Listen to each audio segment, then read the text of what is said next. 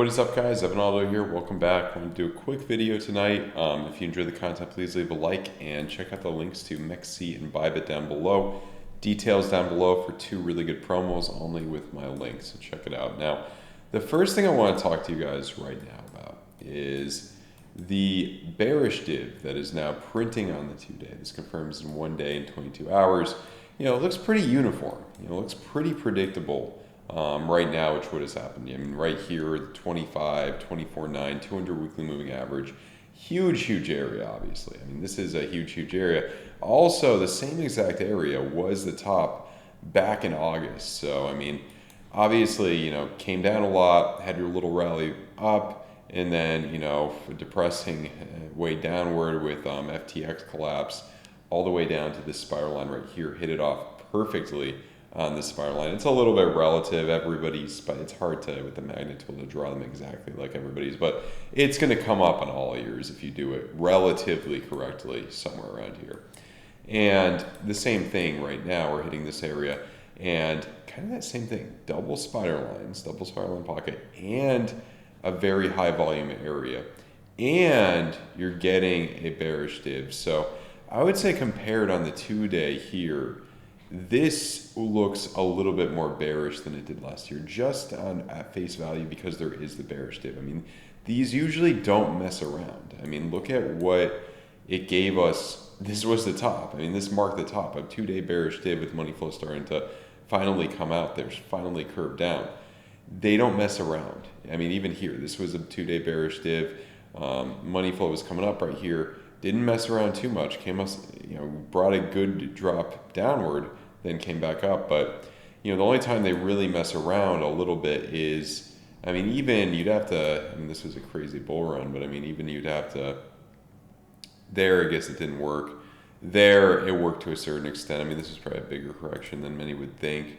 15%. Okay, not that much, but bull run territory, big bull run territory.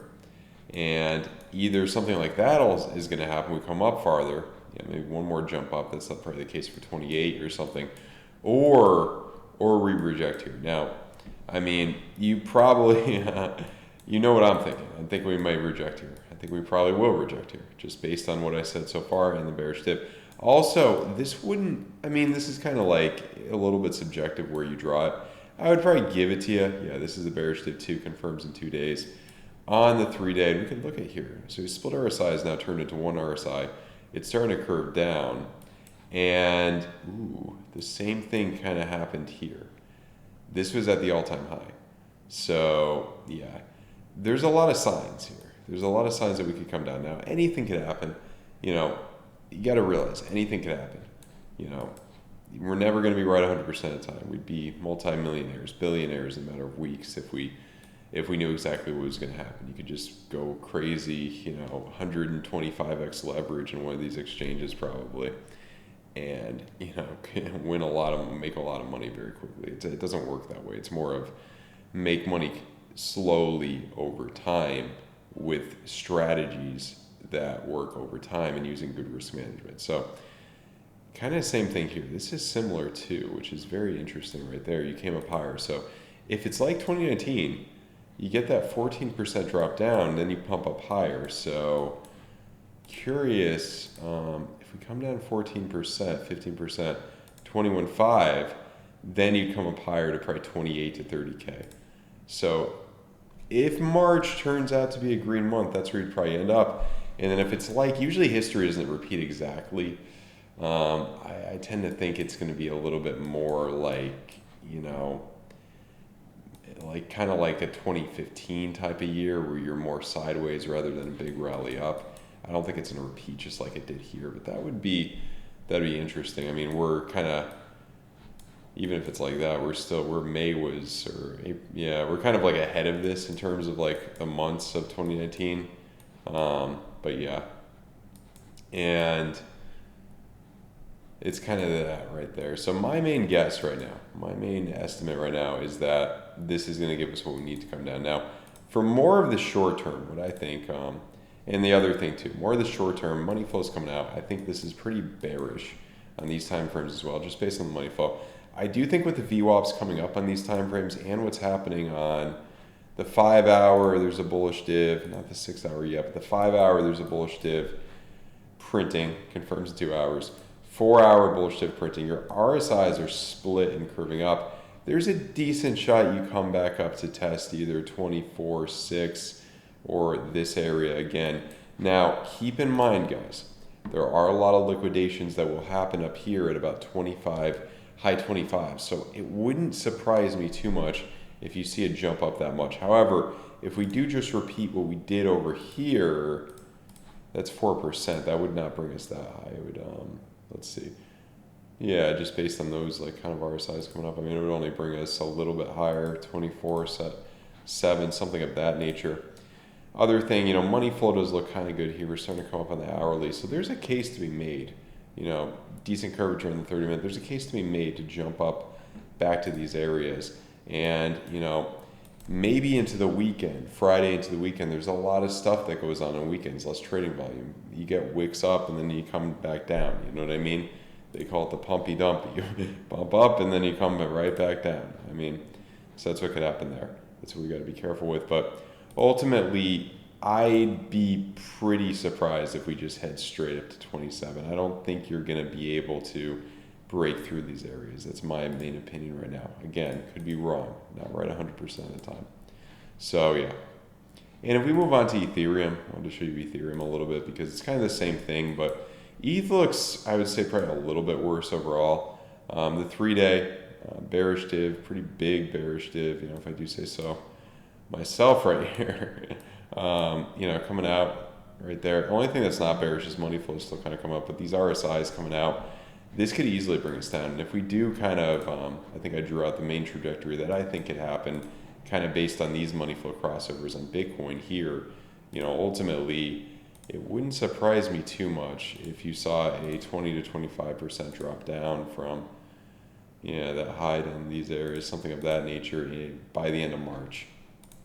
And if you do see that with Bitcoin, you're probably going to see something along the lines of maybe even 30% down back to 1200 for ETH into towards the end of March. And if anything indicates that it's going to be this bearish div, assuming it does confirm in 2 days and the 3-day. However, on the 2-day, it's already confirmed with the money flow coming out. That's a pretty bearish sign. I mean, the last time we had the money flow like this on the 2-day right here, you came down a lot. You know, that was a 30% drop down. It could happen relatively quickly here, I think. So yeah. And on the macro on ETH, I mean, the 12-day still looks, I mean, this looks pretty bad. Money flow coming up, VWAP coming down. Same thing on the 2-week on Bitcoin, which could bring us to a relatively, relatively boring, relatively bearish and boring, you know, way down into, I don't think we're going to come down that low to my worst case scenario area, but I think there's ultimately a strong case to be made to come back down to, let's move up a little, what am I doing? Move up a little bit here, decent case to be made to come back to, you know, somewhere between over here, you know, 10K, 9K worst case scenario, like I said, all the way up to maybe a double bottom kind of with the 15K area. The big place that I've been really focusing on for potential bottom is going to be the 500 weekly moving average right here. So yeah, that's what I'm kind of, I got to go on a different time frame for that to even appear. I got to go on my, let me see if I could get on my Bitstamp time frame real quick. Yeah, I drew it out before, so just like that. By the time we hit it though, I think it would be, probably price would be at least at 12 to 13K, somewhere of that nature. Just, you know, I'm predicting when it would hit it, but I do think there's a strong likelihood on that. That's kind of, if I had to really guess, it could change, but I think that's probably going to be your bottom towards the end of the year. At that point, everybody's bored. Everybody's apathetic, you know, socially very, very low. Nobody cares about alts anymore, you know what I mean? No one cares about crypto anymore.